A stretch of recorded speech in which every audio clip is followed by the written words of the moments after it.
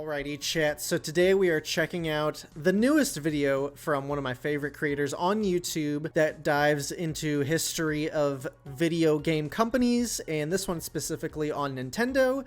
That is Gaming Historian, and they have just recently published a video titled Batter Up, Play Super Nintendo with a Baseball Bat. Now, I am aware of Accessories.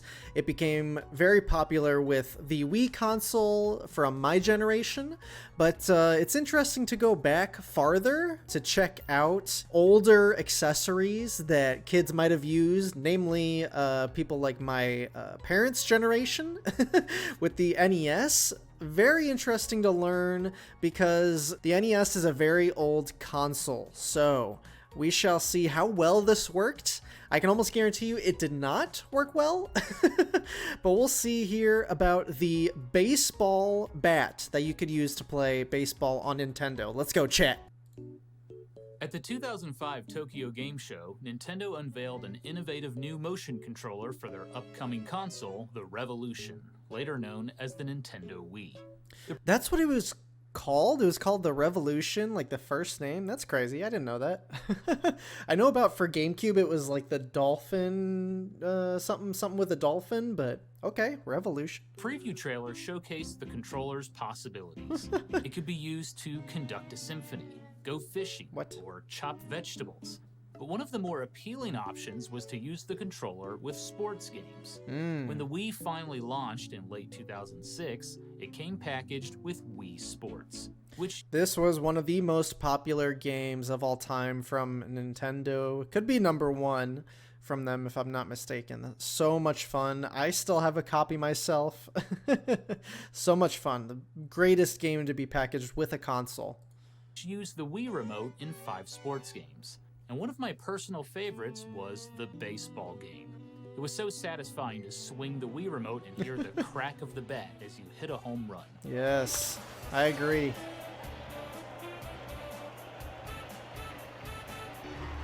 Boom. The Nintendo Wii was a colossal hit, and Wii Sports, along with the Wii remote, was a big part of its success. But what if I told you that another company had this same idea and brought it to market more than 10 years earlier? This is Sports Science's Batter Up Bat. What? A motion-controlled bat compatible with just about every baseball game made during the 16-bit era. Sadly, like most early motion-control devices, it provided a somewhat shallow experience, and it quickly faded into obscurity. Let's learn more about the Batter Up Bat, the company behind it, and why it was a forgettable product. In the late 80s, a former communications executive named John D. Lips was frustrated. Lips was an avid golfer who lived in Ohio, and he wanted a way to practice golf at home during the cold winters. Luckily, Lips had a degree in engineering, so he set out to create a solution. He noticed the rising popularity of laser-light toys and thought he could apply the technology to sports equipment. Light doesn't bend, so the lasers could be used as an extension for a golf club.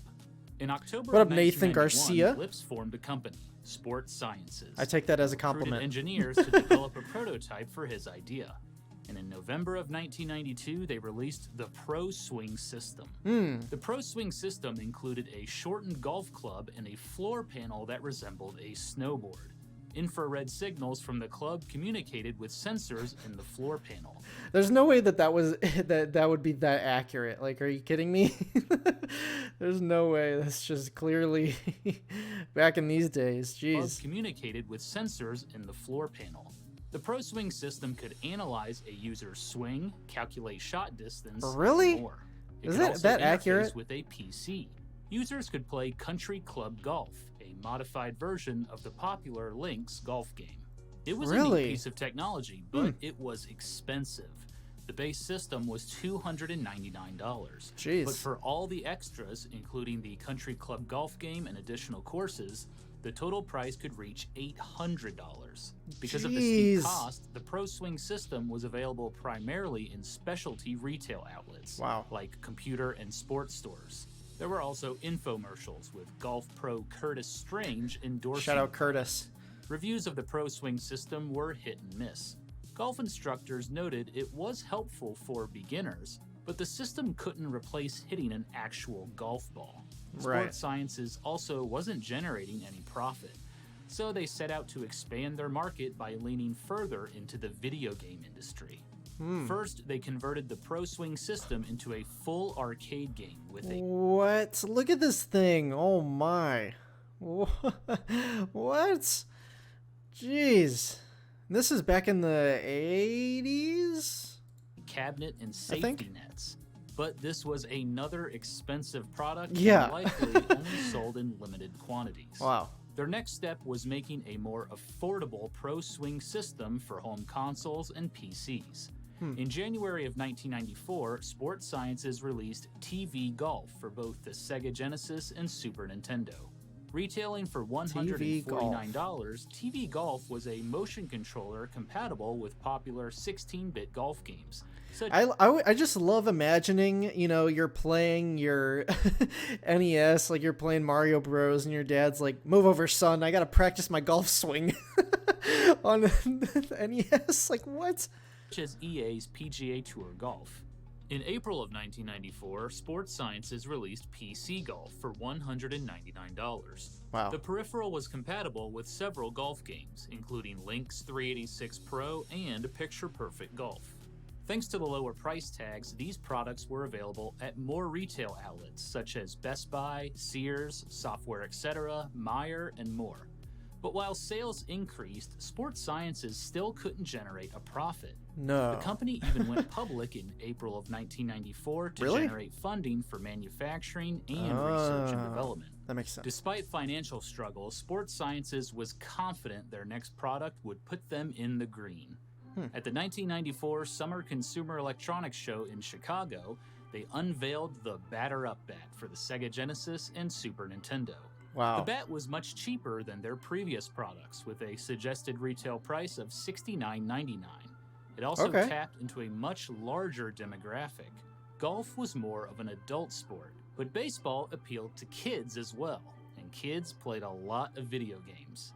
Sports Sciences generated some hype for the Batter Up Bat, claiming it was the first virtual reality baseball bat. The product was also featured on Good Morning America. In September of 1994, Sports Sciences shipped Batter Up to retail stores. But would consumers bite? Well, here it is, the Batter Up Bat. Maybe. Before we get into the hardware, I'd like to point out the box art for Batter Up. It's terrible. This realistic... Bro, this is so out of the 90s. Are you kidding me? Look at this thing. fisheye lens art style was the fisheye popular during the 90s and even into the early 2000s. Yep. You saw it in advertising campaigns for Levi's and Tony's Pizza. It was also used a lot on Trapper Keeper binder covers. This box art was obviously targeted toward children. Still, there's just something unsettling about it. I'll be looking at the Super Nintendo version of Batter Up, but the Genesis version is nearly identical. The bat measures 24 inches long, about 10 inches shorter than a standard professional baseball bat. It's made of foam and plastic, so it's pretty lightweight. All the bat's electronics are in the middle of the barrel. There are also buttons for all the inputs of a standard Super Nintendo controller, minus the shoulder L and R buttons. Oh. There is a dip switch that adjusts for compatibility with specific baseball games. At the end of the bat is a 12-foot-long controller cord, which gives you plenty of room to swing away. Oh, I bet. There's also a metal clip that attaches to the belt loop on your pants. What? This is a safety precaution in case you lose grip of the bat and it flies out of your hands. Sports Sciences was clearly concerned about safety. The manual also recommends the user wear batting gloves and rubber-soled shoes while using the bat. What? Wear batting gloves, rubber-soled athletic shoes, bro. What? I know that they're like putting this in because they feel like they have to, but ain't no way. Ain't no way someone's wearing a batting glove. Like what? So how does the Batter Up Bat work? It's pretty simple. Instead of using infrared signals, the electronics board inside the bat contains a small metal disc housed in a casing. When the bat moves, this disc comes out of the casing and makes contact with a switch, which signals a button press. The dip switches tell the Batter Up Bat which button to press when the disc makes contact, because different baseball games use different buttons for swinging the bat. The manual contains settings for various baseball games and a section where users could write in dip switch settings for future baseball games. Oh. And that's literally Helpful. it. Swinging the batter up bat is no different than pressing a button on the controller. But does batter up make your baseball games more exciting? I tested the bat with my favorite 16-bit baseball game, Ken Griffey Jr.'s Major League Baseball. And hey, it works. You have to get used to the timing, since swinging the bat isn't as fast as pressing a button, Right. but pretty soon you'll be hitting line drives. The awkwardness comes after you hit the ball. You must quickly shift to using the buttons in the middle of the bat to control base runners. Oh, yeah. Playing defense is very difficult using these buttons. He's playing defense. Yeah, imagine when you're not batting, how annoying this would be. You'd have to like unplug and replug a new controller every time you're on defense. Like, what? I recommend playing the game with auto fielding, so you don't have to worry about it. Dude, I kind of want to, I want to get some sort of accessory like this and test it out with normal games and see if I can beat a game like that. Like, can I beat like Super Mario on using just the bat inputs? Now, I'm sure you're wondering, with all those buttons on the bat, can you play non-sports games? Yes, that's what I was just wondering. Yes, you can. Ooh. The batter-up bat works like a regular controller, but Okay. without L and R buttons. For example, Well, I there you played go. Super Mario World just fine, and swinging the bat made Mario jump, which was amusing. Because it was the holiday season, I also tested the bat with Home Alone 2. It was rough. That's funny. So there you have it, the batter-up bat. Unfortunately, it's more of a novelty than a game-changing experience, and reviewers felt the same way. Electronic Games wrote, "The batter-up peripheral comes across more as a toy than a tool. Granted, that is what it is marketed as, but it could have been much more." And at $70, it was an expensive toy. Yikes. It seemed as though many people who used the bat were disappointed, but I think there was confusion about how the bat worked. In a press release, Sports Sciences tried to explain its functionality, claiming the trajectory of the ball after a user swings is projected on a video diamond on the TV screen. What? This probably led people to believe that the user's swing was critical when using the batter-up bat. But what Sports Sciences failed to mention is that the power and trajectory of the ball are all determined in the game, not the bat. So it doesn't matter how again, fast you swinging swing. the bat is no different than pressing a button on the controller. Yeah. Now that's not to say Sports Sciences wasn't thinking about future possibilities.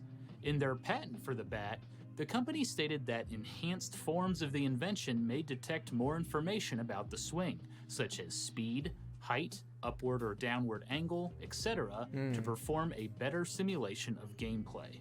They even had mock-ups of a version that used infrared signals with a home plate sensor. Really? A few magazines suggested there was a wireless version of Batter Up coming out. Wireless. It had a suggested retail price of $129. Jeez. But as far as I know, Sports Sciences never released it. Dude, even back in the 80s and 90s, like these accessories for video games, they're just expensive. They have always been expensive. $130? Kidding me? Anyways. After the Batter Up bat's release, Sports Sciences sales increased. The company's fourth quarter sales were up 2/3 compared to the previous quarter. Sports Sciences So products unhinged. were now in over 4,000 retail stores. Popular Science magazine even selected the Batter Up bat as one of their best of what's new technologies for 1994. At the 1995 Winter Consumer Electronics Show, Sports Sciences introduced a PC version This of the is Batter Up crazy. bat, demonstrated by Seattle Mariners manager Lou Piniella. What? It seemed like things How much did were he get paid? turning around What was his check? Nice screenshot. for the company. But behind closed doors, all was not well. Sports Sciences still failed to generate any profit. The problem was that a huge portion of the company's resources was tied up in licensing deals and agreements with Sega, Nintendo, and software developers. Founder John D. Lips hoped the company would make its first profits in 1995, but it never happened. By the summer of 1995, Sag. less than a year after the product hit store shelves, stores were discounting the Batter Up bat down to $39.99. Dang. There was also a new generation of consoles on the way. Sports Sciences had to scramble and come up with new products. They announced they were developing golf, baseball, and racing accessories for the Sega Saturn, Sony PlayStation, and Nintendo 64. But those accessories never came out. By 1996, Sports Sciences was on its last legs. In April of that year, they announced they intended to merge with a California-based virtual reality company called Worldview Technologies. Sports Sciences hoped this merger would allow them to develop their own games with online capabilities. But the deal fell through when Worldview Technologies withdrew from the agreement. Ooh. As a result, Sports Sciences stocks plunged 40%. Founder John D. Lips estimated the company needed $8 to $10 million to stay afloat. Wow. In 1997, there was a glimmer of hope. Sports Sciences secured about $1.3 million in private equity financing and renamed itself Smart Games Interactive. They hoped a new advertising strategy focused on catalog sales, show exhibits, TV ads, and shopping mall demonstrations would help turn things around. Smart Games Interactive also renamed its products to match the new name. The Batter Up Bat became Smart Baseball. But the new name didn't help. All right. Batter Up Bat ended up being the company's final product. By 1998, Smart Games Interactive ceased operations. The story of the Batter Up Bat is all too familiar. Early motion control devices such as the Power Glove, U-Force, and Roll Rocker failed because of high costs, primitive technology, and a lack of good software. Ew. But the Nintendo Wii marked the dawn of a new era of motion controls. The Wii Remote used a new technology that made tracking more reliable, and games were specifically designed around the controller. It made for a better overall playing experience. The Batter Up Bat may have been the self-proclaimed first virtual reality baseball bat, but it wasn't anything special. It's fun for a few swings, but the novelty quickly disappears. That's all for this episode of The Gaming Historian. Thanks for watching. All right, shout out. Funding for Gaming Historian is provided in part by supporters on Patreon. Thank you. Hey there, thank you so much for watching. I really do appreciate it. If you want to see more of my content, feel free to subscribe. If you want to see even more content, I film all of my videos live on my Twitch channel. Feel free to click the first link in the description. Be sure to follow my Twitch channel and know exactly when I go live. Interact with me live on stream, as well as other people in chat, and see a look behind the scenes on every video that I film. Thank you so much. Bye!